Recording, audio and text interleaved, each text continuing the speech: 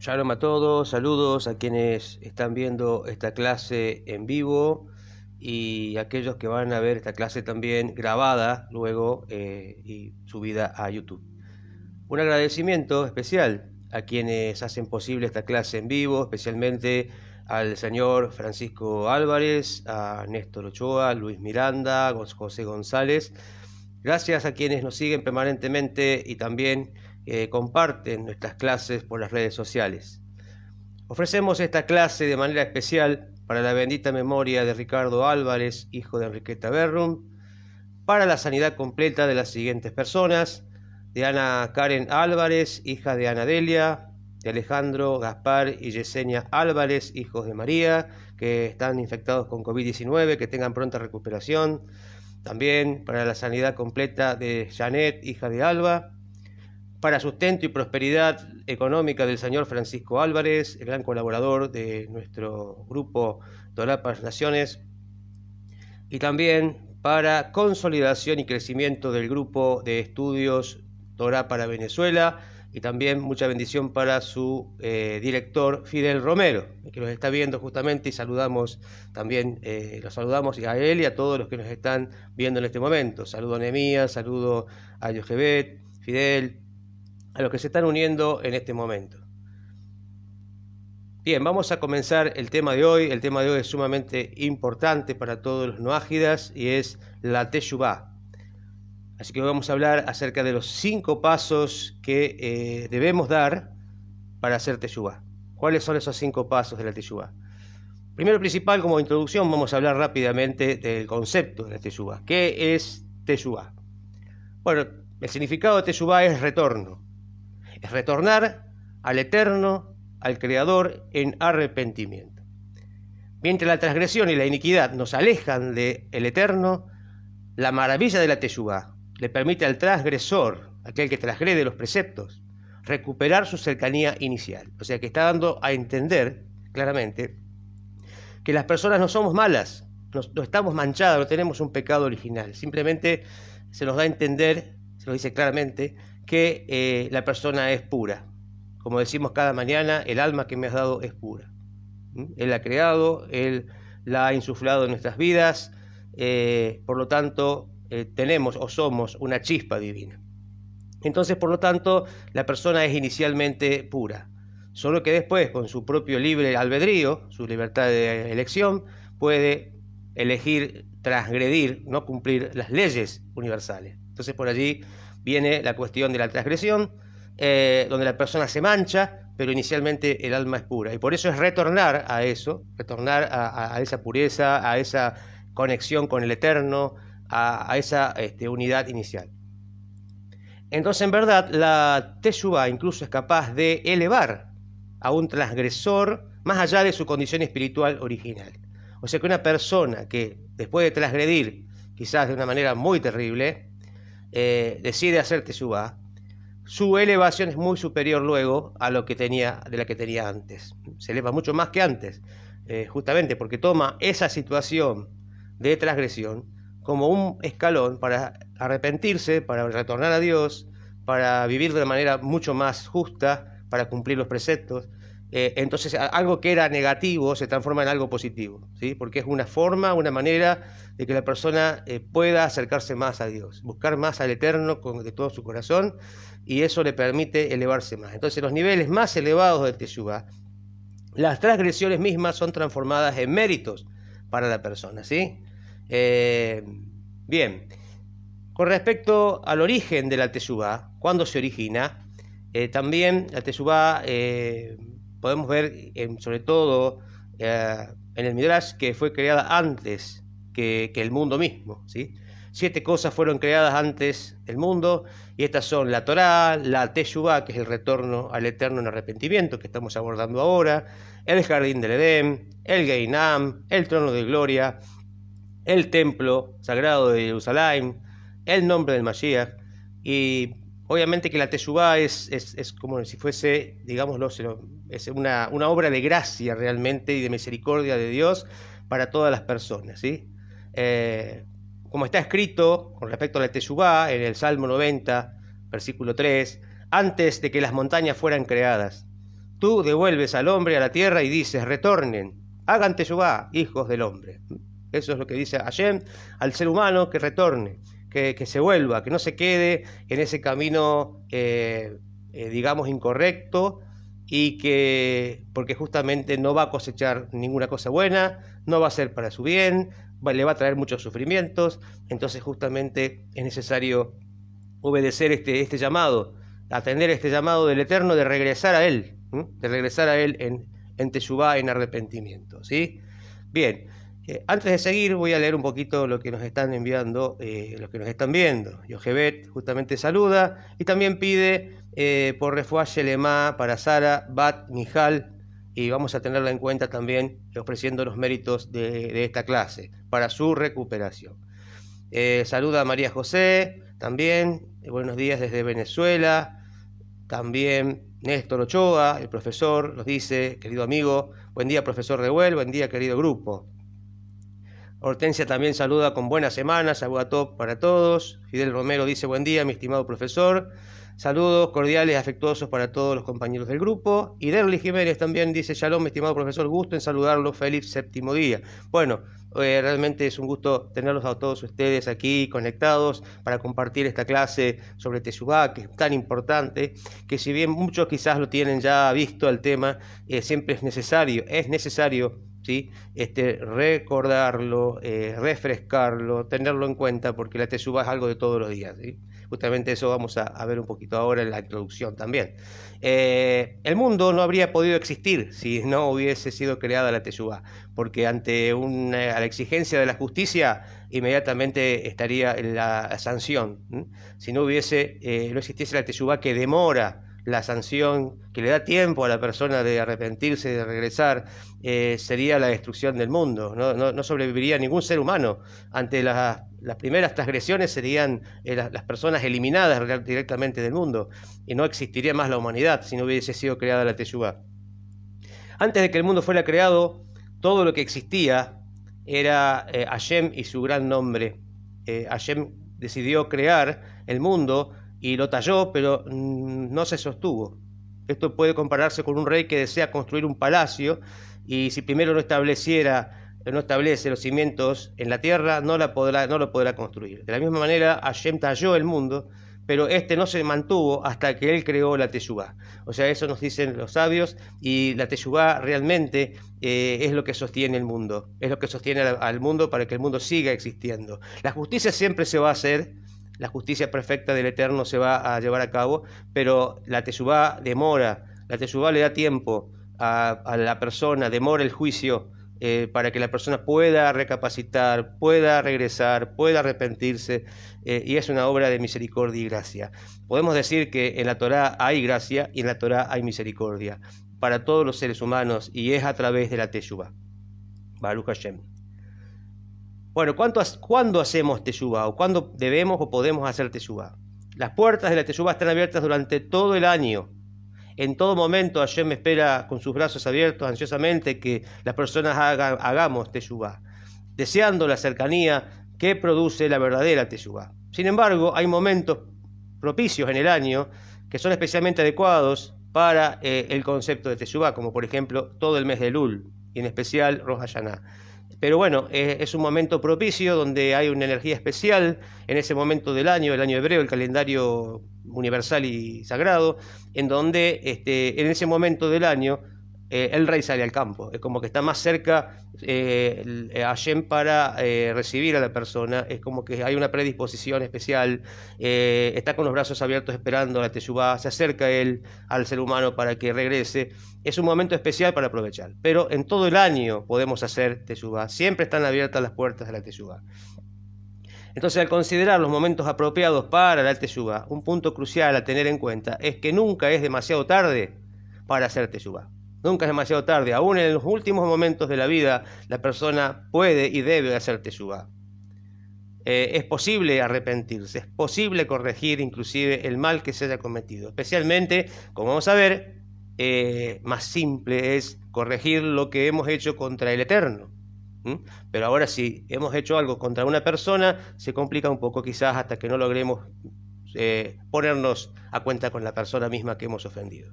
Por eso vamos a analizar los 5 pasos básicos de la teshuvá. Son en general básicamente 4, pero cuando tienen que ver con el prójimo, la ofensa, nuestra transgresión, entonces hay un quinto paso más.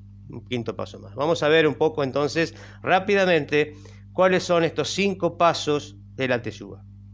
Los pasos de la teshuvá pueden ser divididos en pasado, presente y futuro, ¿sí? Por ejemplo, y siempre tienen que ver estos pasos con acciones. La Torá tiene que ver con acciones. Entonces, los pasos de la teshuvá son acciones, no son intenciones, son acciones. Entonces, la primera acción que la persona tiene que hacer, y así vamos a ver sucesivamente hasta llegar a la acción número 5, la primera acción es arrepentimiento. Y arrepentimiento no es 100% la teshuvá, es una parte de la teshuvá, es un paso, como vamos a ver. Entonces, arrepentimiento, del hebreo haratá, que es comprender el grado de daño causado y sentir verdadero remordimiento y dolor por lo que se hizo. Comprender el grado del daño que se causó, tener conciencia, tomar conciencia, meditar y sentir verdadero arrepentimiento, ¿sí? en el corazón. Eso tiene que ver con el pasado, es mirar hacia el pasado y comprender el grado del daño causado y sentir ese verdadero arrepentimiento. El segundo paso tiene que ver con detenerse, con la detención, dejar de transgredir. Detenerse de manera inmediata, urgente, y no seguir realizando el acto perjudicial, para uno mismo principalmente. Es un acto perjudicial para los demás, obviamente, seguramente, si tiene que ver con el prójimo, pero principalmente para nosotros. Y en hebreo es asivat ajet. Asivat ajet es detención, es detenerse urgente, inmediatamente. Y tiene que ver con el presente, el momento que uno toma conciencia y empieza su teshuvá, ahí tiene que detenerse urgente. Y tiene que ver con el presente, con el momento presente. El paso número 3 es la confesión, en hebreo vidui, que es articular verbalmente el error de manera privada delante del Eterno y pedirle perdón. Este sería el paso número 3, es confesar, es articular con nuestra boca, es contarle lo que pasó, lo que hicimos, hacernos cargo de esa situación y pedirle perdón al Eterno. Eso debe ser hecho en privado. Y tiene que ver con el presente, con el momento presente también. El cuarto punto de la teshuvá, el cuarto paso, la acción número 4, es la resolución firme de no volver a transgredir. Y en hebreo es Kabbalah y Ejabá. Kabbalah y Ejabá.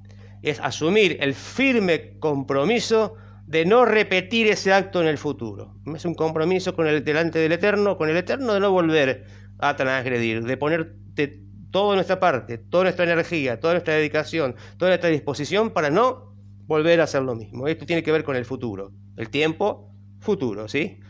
Y finalmente, cuando está involucrado el prójimo en nuestras transgresiones, hemos ofendido no solamente al Eterno, sino hemos ofendido al prójimo, entonces tenemos también un quinto paso, que es si el mal acto involucró a otra persona, entonces es necesario justamente pedirle perdón a la persona. Ir a esa persona y pedirle perdón.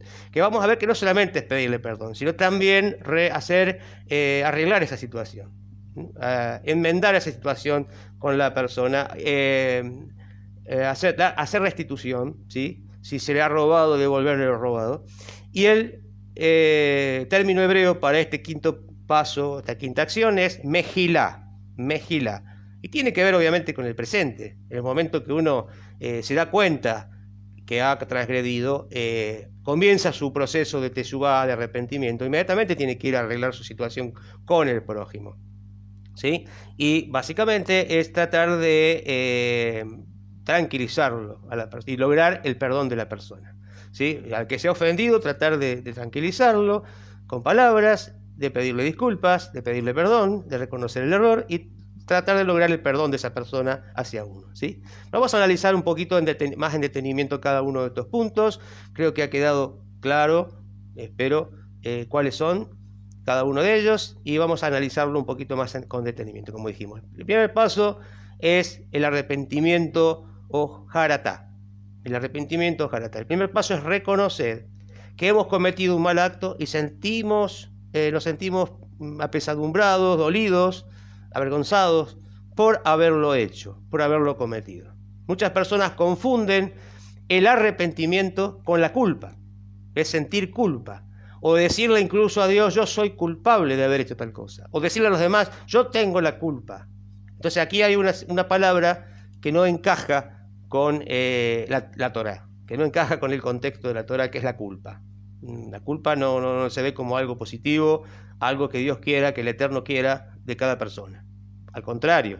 Entonces vamos a ver justamente la diferencia que hay entre el arrepentimiento verdadero y la culpa, el sentir culpa. Hay una gran diferencia, ¿sí?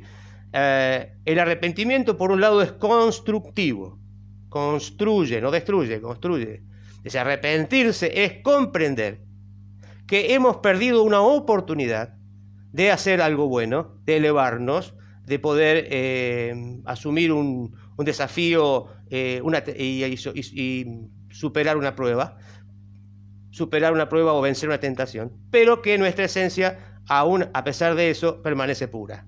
O sea, arrepentirse es comprender que hemos perdido una oportunidad de mejorarnos, de superar una situación, pero así todo nuestra esencia permanece pura. Entonces, la persona no quiere decir que sea en ese momento un malvado por haber cometido una transgresión, y que esté en la peor de las situaciones, completamente separado de Dios, como algunas religiones enseñan cuando transgrede un precepto, sino que la persona ha perdido una oportunidad de mejorarse, se ha alejado del Eterno, se ha perjudicado, ¿sí?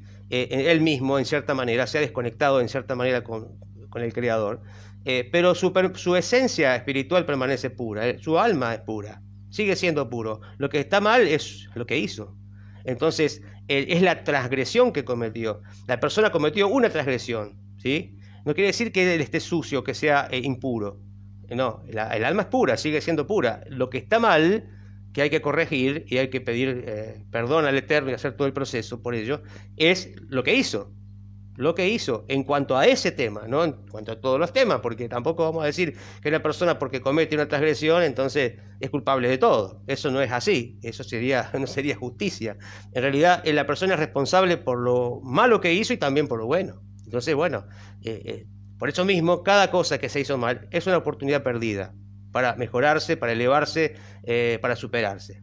Y él tiene que verse con lamentarse por eso, lamentarse por haber perdido esa oportunidad tan importante para mejorarse, pero no sentir culpa. La culpa es negativa, la culpa daña, la culpa perjudica, destruye y paraliza a la persona. La culpa es sentir que somos malos, y esencialmente que nuestra esencia es mala y que no valemos nada como persona. Entonces llegar a ese punto de llegar a pensar y a decir y a declarar que uno es malo y que es culpable, es algo terrible porque estanca a la persona, la paraliza, le trae sentimientos muy, muy feos, y la persona no puede avanzar. Entonces no tiene un sentido positivo la culpa, al contrario.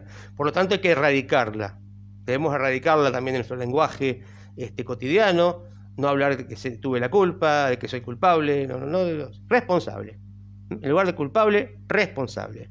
Y como uno se responsabiliza, tiene la forma también de enmendar y de corregir. ¿Sí? Ok. Bien. Nehemías dice, buen día profesor, ¿en qué aspectos prácticos de la vida cotidiana entraría la teshuvá para el noájida? La teshuvá es justamente es retornar, es regresar en el momento que uno reconoce que cometió una acción incorrecta. En todo momento uno debería inmediatamente comenzar ese proceso o hacer ese proceso, apenas uno se da cuenta que ha cometido una transgresión, que ha ofendido a alguien, que ha hecho algo incorrecto. Inmediatamente, en cada situación de la vida, en cada momento, en cada paso, uno debiera, al menos en el día, apartar un momento o dos momentos, quizás, para poder reflexionar profundamente de lo que hizo o lo que no hizo en el día y hacer su proceso de teshuvá. Delante del Eterno, por lo que hizo que tiene que ver con ofensas al Eterno o transgresiones a la ley que tiene que ver con la relación del hombre con Dios, y también, obviamente, si hubo alguna transgresión, alguna ofensa al prójimo, buscar enseguida la oportunidad, la posibilidad de arreglar eso con la persona que ofendió. Y eso debe ser en todos los días de nuestra vida, ante cada situación que cometemos y que no es correcta, debería ser continua, eso en todo momento. Y cuanto antes mejor, cuanto antes lo hagamos es mucho mejor. El segundo paso es la detenerse, asivat ajet, ¿sí? Detenerse de cometer transgresión. Entonces las palabras pueden salir fácilmente, pero verdaderamente dejar de realizar actos dañinos demuestra un verdadero compromiso por cambiar, ¿sí? O sea, una cosa es cuidarse de no decir más algo que ofende, es mucho más fácil evitar seguir ofendiendo con la palabra, pero más difícil es parar de hacer algo mal, un acto, cambiar nuestros actos, ¿no? Modificar nuestra acción. Eso demuestra, como decíamos, un verdadero compromiso por cambiar. Sin detener la acción negativa, de nada ayuda a tener las mejores intenciones del mundo, ¿sí? Por eso no tuve la intención, o no fue mi intención, no lo quise hacer, pero si yo lo sigo haciendo, por más que reconozca y manifieste mi buena intención, no tiene ningún valor. Lo que vale es detenerse, dejar de hacer lo malo, dejar de actuar mal delante del Eterno y delante de las personas. Eso es lo que vale. Las buenas intenciones no tienen valor si no van acompañadas de una acción correcta. Y para detener los actos incorrectos incluye fijar límites para evitar repetirlos. O sea, empezar a estudiar buscar la manera de poner cercos alrededor de uno para no volver a cometer lo mismo. ¿Qué tendría que hacer de ahora en adelante de manera inteligente para no volver a hacer lo mismo? Entonces, bueno, ahí tenemos que planificar, buscar la manera de no enredarnos nuevamente en lo mismo, alejarnos de esa situación, evitarla de todas maneras. Este es un elemento crucial de la teshuvá, porque implica que hemos aprendido de nuestros errores previos. Tenemos que aprender, el error no es malo, si uno comete un error, es para aprender del error, sirve como maestro en cierta manera, aunque no es lo más agradable, pero nos debe servir para mejorarnos. Este es un elemento crucial de la teshuvá, porque implica justamente, como dijimos, que hemos aprendido de nuestros errores previos, no solo que la persona deja de transgredir, sino que también trata de asegurarse que no volverá a caer. No solo es dejar de transgredir, sino asegurarse de que no va a volver a suceder en nuestra propia vida. Detenerse y obviamente asegurarse de no poner cercos para no volver a lo mismo, ¿no? El tercer paso es la confesión o vidui, que es justamente tomar responsabilidad, responsabilizarse delante de Dios por lo que hicimos, hacerse cargo.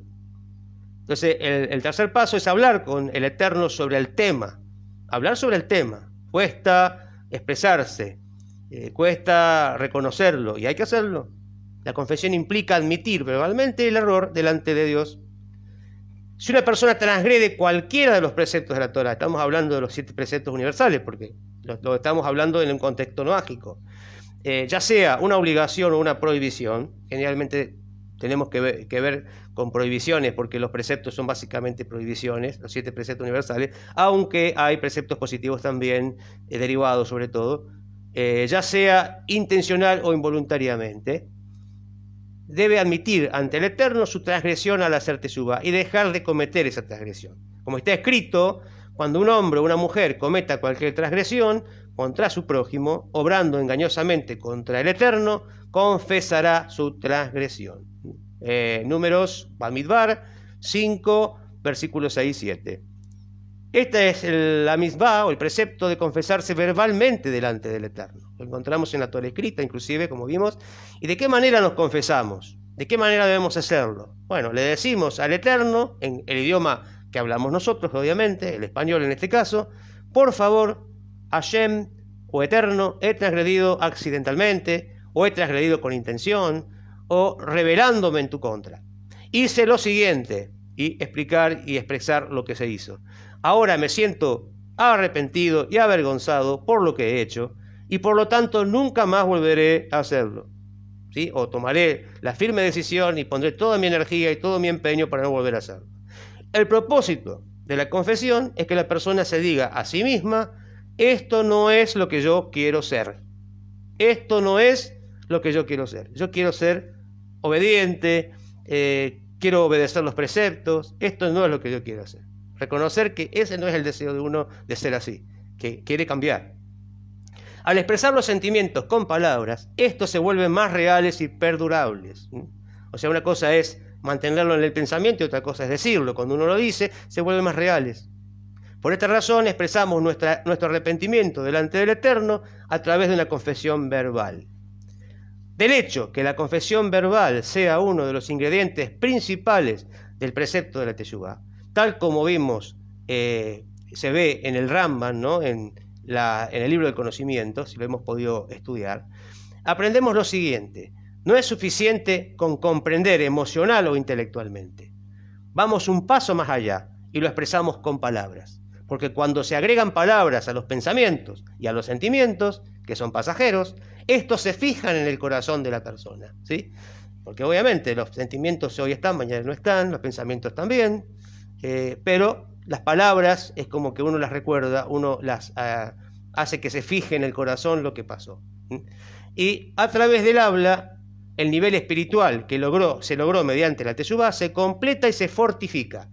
Por ello, el profeta nos recuerda, el profeta Oshea nos recuerda, procura palabras y retorna al Eterno. Y dile a Él, perdona toda iniquidad y acepta las buenas intenciones. Y deja que nuestros labios sustituyan a los sacrificios.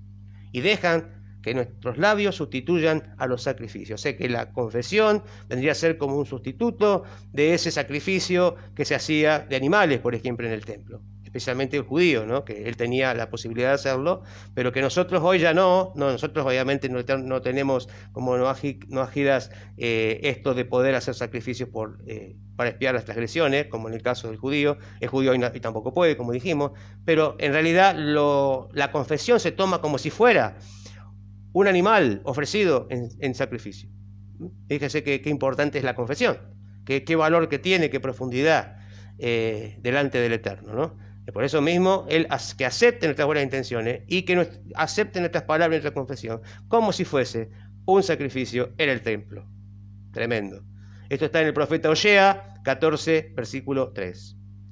La confesión verbal es más para nuestro propio bien que para el Eterno. El Eterno conoce todo. ¿Para qué le tengo que contar? ¿Para qué le tengo que decir? Porque me sirve a mí personalmente.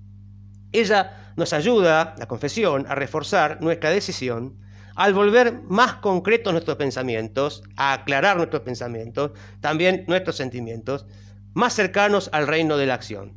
Las palabras es lo más cercano al reino de la acción. Con palabras también se puede hacer bien, con palabras se puede hacer mal, directamente, ¿no? Sin necesidad de estar acompañado por otra acción. Por eso es lo más cercano a la acción es la palabra. Por eso es tan importante la confesión. Es más cercana al reino de la misma acción. Bien, Nehemías dice: muchas veces una persona se siente ofendida porque vio en nosotros algo que no le pareció. ¿Qué sucede en el caso que no recordamos el daño ocasionado?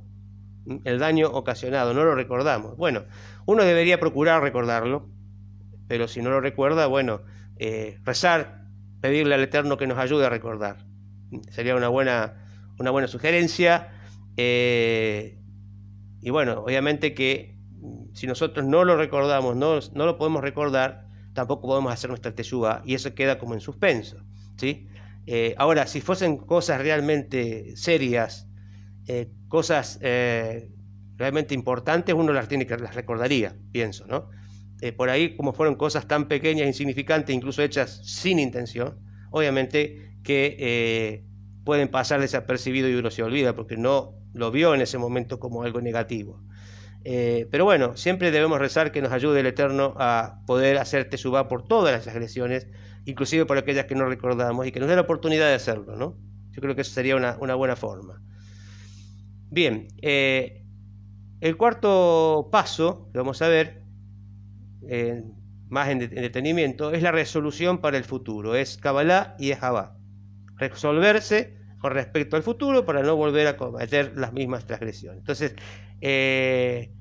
aunque pueda parecer desalentador comprometerse a no repetir nunca más un mal hábito, debemos resolvernos justamente no repetir la transgresión. Tomar la firme resolución de corregir por lo menos parte de la transgresión. Esto contribuye al objetivo de corregir toda la transgresión. Significa que muchas veces no se puede hacer un cambio de un momento para el otro completo, corregirse en forma absoluta, pero sí comenzar a trabajar en la corrección, al menos de algunos elementos de esa transgresión, ¿sí? Al menos empezar a mejorar al respecto, ¿sí? Si uno hablaba muchas palabras en el día que hacían daño, por ejemplo, lo que tiene que ver con la lengua maliciosa, el chisme, comenzar a reducirlo, ¿no? Y empezar a ver una mejoría en eso, trabajar en eso de a poco.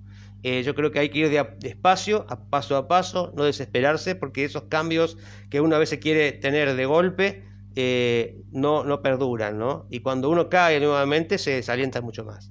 Y por eso es necesario ir despacio en la corrección. Siempre ponerse metas y decir, bueno, hoy voy a mejorar en esto, voy a hacerlo cada vez menos, al menos tratar de no hacerlo, y al menos si lo hago, que lo haga mucho menos que antes, hasta lograr erradicarlo completamente, ¿no? Ciertas situaciones, ciertas cosas me refiero. Una persona tiene un problema con el tema de hablar negativamente de los demás, como dijimos. Sabe que con cierto amigo comienza inclusive a hablar la Shonará junto a la primera taza de café que toma en la mañana. Se juntan a tomar los amigos café, por ejemplo, en un bar, en un lugar así público, y se acostumbran en ese momento a hablar mal o a comentar cosas negativas de otro. Entonces, aunque no puede cambiar sus hábitos de hablar de golpe, como dijimos, puede tratar al menos de no hablar con ese amigo hasta un momento posterior del día, o sea, a conversar en otro momento con esa persona, cuando el tema de la conversación puede llegar a ser diferente, cuando ya no está el ambiente para hablar mal de los demás. Entonces, buscarle la manera, buscar la vuelta para no volver a hacer lo mismo, o al menos reducirlo, como dijimos recién. Entonces, comprometerse a avanzar en la dirección correcta, incluso si es posible que sigamos cometiendo errores. Entonces, eso tenemos que tolerarlo, no es lo ideal. Obviamente uno quisiera lograr la corrección total, pero hay que tener paciencia, tolerar un poco nuestros errores, es decir, que no vamos a poder cambiar de golpe, pero ir tomando medidas y acciones para mejorar. Y empezar a hacerlo menos hasta erradicarlo. Es como aquel que tiene un vicio, ¿sí? Que por ejemplo, que fuma y quiere dejar el cigarrillo. No va a poder dejar una etiqueta de cigarrillo de golpe, pero sí va a empezar a reducir la cantidad de cigarrillos que fumaba hasta lograr no fumar más. Pero va a tener que tomar acción al respecto y reducir su consumo hasta lograr erradicar completamente el consumo, por ejemplo, de un cigarrillo. Hablo de cualquier vicio, de cualquier hábito que la persona ha adoptado. Y así debe ser muchas veces con nuestras cuestiones personales, con los malos hábitos que tenemos con respecto al habla, a la conversación y tantas otras cosas, ¿no? Que son costumbres no buenas, perjudiciales y que tenemos que erradicar y tenemos que trabajar para ello. Lo bueno es esforzarnos en mejorar. Eso es lo más, digamos, valioso que podemos destacar de una persona, el esforzarse por mejorar a la medida de su capacidad. Entonces, tomar una decisión respecto al futuro. ¿Cómo puedo comprometerme a no volver a transgredir nunca más? ¿Acaso eso es algo realista? Imagina, por ejemplo, a un niño pequeño. Este ejemplo es fabuloso. Imagina a un niño pequeño dando sus primeros pasos ante sus padres, orgullosos del niño. Se pone de pie, da unos pocos pasos y finalmente cae al suelo. Los padres, sin embargo, ¿qué hacen? Lo aplauden, entusiasmados y felices. Pero si analizamos la escena, los padres no deberían sentirse molestos. Al fin de cuentas, el niño se cayó, fracasó. La respuesta es obvia. Un padre no juzga a su hijo basándose en si caminó o si cayó, sino en cuanto a que dio unos pasos, pocos pasos, en la dirección correcta. Así también el Todopoderoso. No estamos compitiendo con nadie más, solo con nosotros mismos. Lo que a Él le importa es sinceramente que nos estamos esforzando para ir en la dirección correcta. Hashem, el Eterno, no te pide que cambies en un área en la cual no es posible que puedas cambiar. Se nos ordenó ser seres humanos, no ángeles.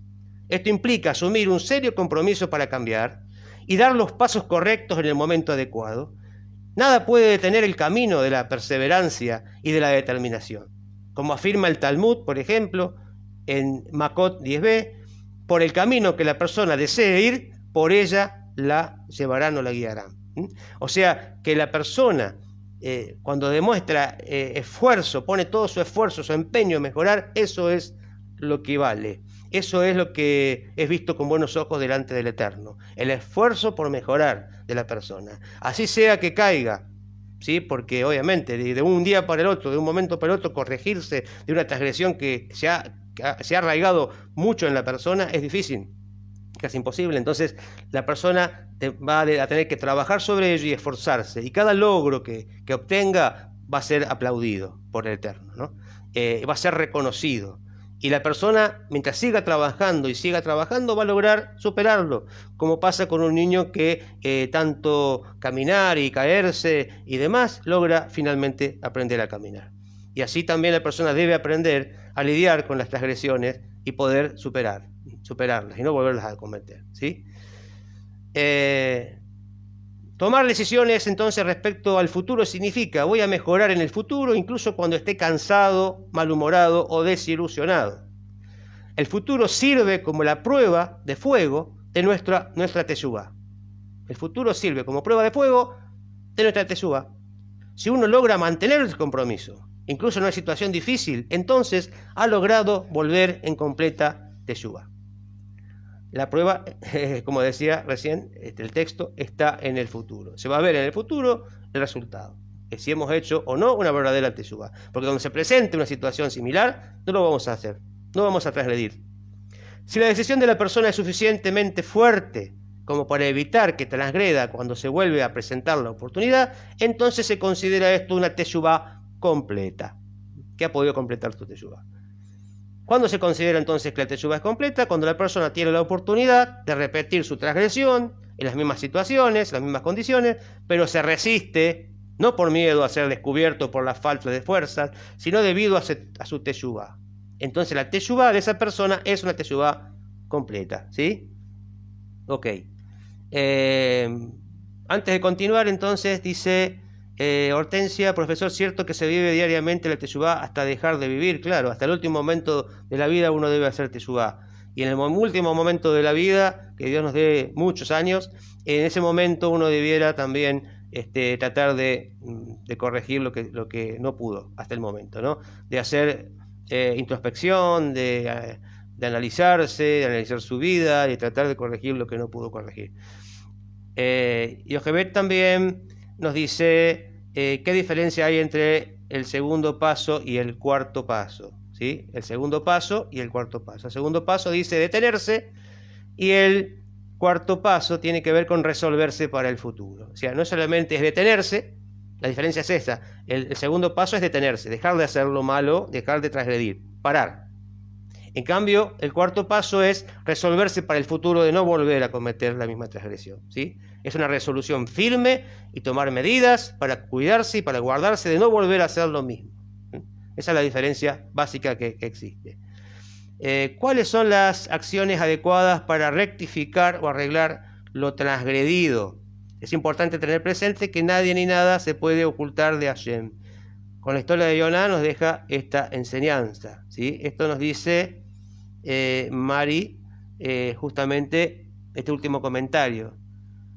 Bien, ¿cuáles son las acciones adecuadas para rectificar, arreglar lo transgredido? Bueno, esto es un tema aparte, es muy amplio, pero básicamente es enmendar la situación, de la forma lógica, ¿no? Es decir, uno robó, bueno, devuelve lo robado. Eso sería corregir, enmendar la acción. Si uno, por ejemplo, hizo daño con la palabra, o empezar a usar la palabra para hacer bien, ¿sí? Usó la palabra para chismear y para hablar mal de los demás, comience a desparramar sabiduría del Eterno, comparta la Torá, comience a difundir, comience a compartir verdades de la Torá. Esa es la forma de utilizar y de corregir el habla, por ejemplo. Si el habla ha sido utilizada para algo malo, empiece a usarlo para algo bueno. Entonces, medida por medida, pero en forma opuesta.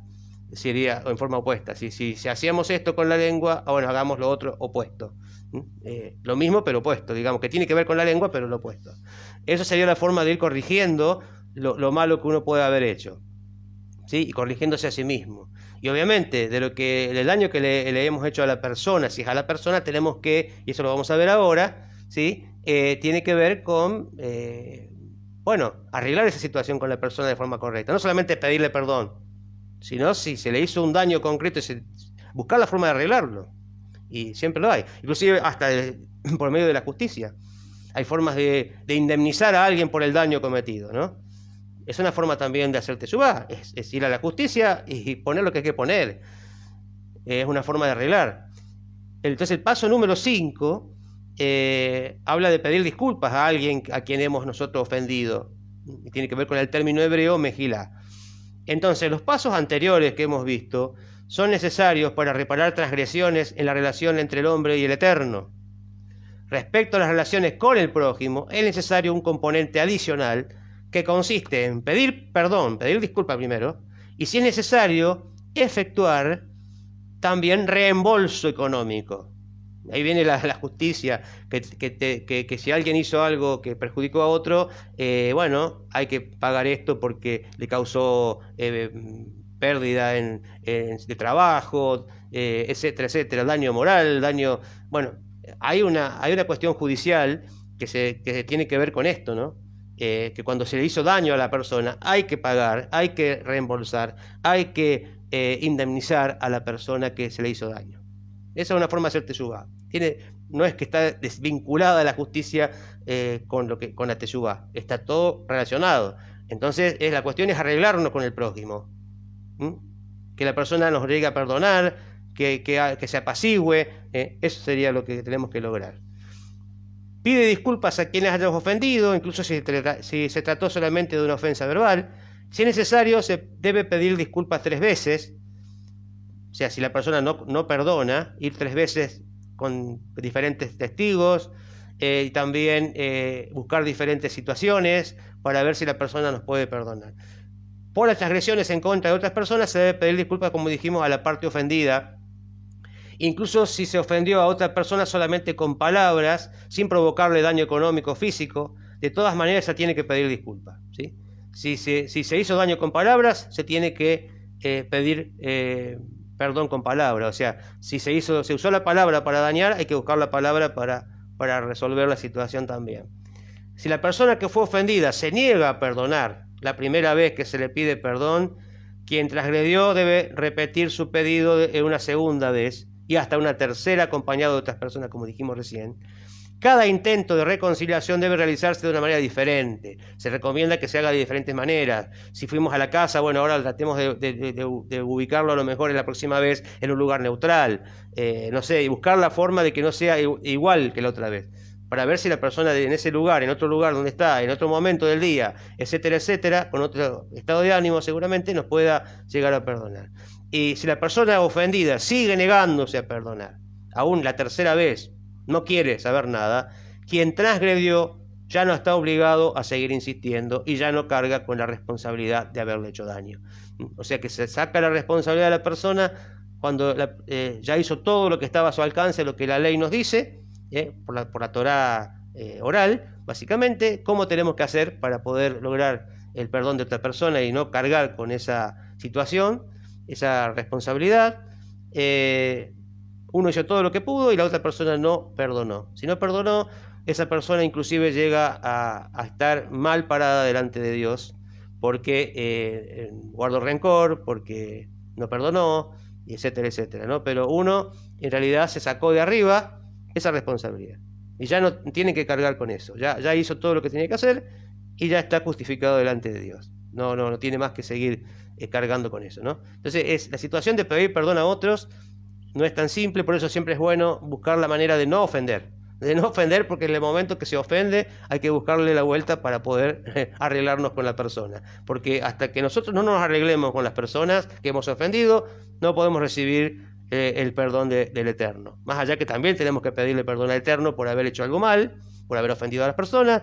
Hasta que no nos arreglemos con el prójimo, eso sí no es perdonado, digamos, no es quitado de nuestras vidas, porque sigue pesando sobre nosotros al no estar resuelto, ¿no? Por eso hay que buscar la manera de resolverlo, hacer todos estos pasos, y si ya la persona no nos perdona, ya no es culpa nuestra, no es responsabilidad, perdón, porque estamos justamente tratando de eliminar esa palabra que está tan arraigada en las personas, ¿no? Que es la culpa, ¿no? Y no tenemos que hablar de culpa, tenemos que hablar de responsabilidad personal. Muy bien.